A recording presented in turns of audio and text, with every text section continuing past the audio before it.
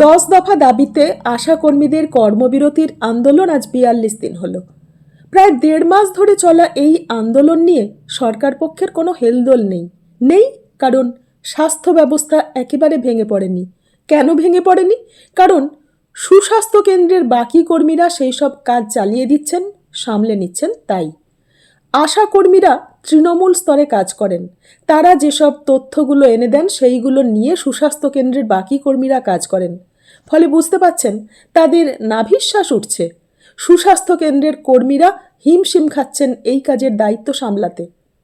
অথচ সরকার পক্ষ একটুও বলছে না যে আপনারা কাজে ফিরুন, আপনাদের দাবি দেওয়া নিয়ে আলোচনা হচ্ছে। হয়তো অনেক দাবি মেনে নেওয়া হবে, কিন্তু এই 1.5 মাস ধরে যে পরিমাণ ক্ষতি হয়ে গেল তাদের কর্মক্ষেত্রের, সেটা কে সামলাবে? এর দায় কার? কেন তারা এত দিন ধরে এই চরম চাপটা নিয়ে চলবেন? জানি না এরপরে সরকার কি ভাবছে। আর কোনো কর্মী সংগঠন কি এইভাবে 1.5 মাস ধরে আন্দোলন চালিয়ে যেতে পারে? চালিয়ে যেতে দেওয়া হয়? সরকারের টনক নড়বে না? আর কবে?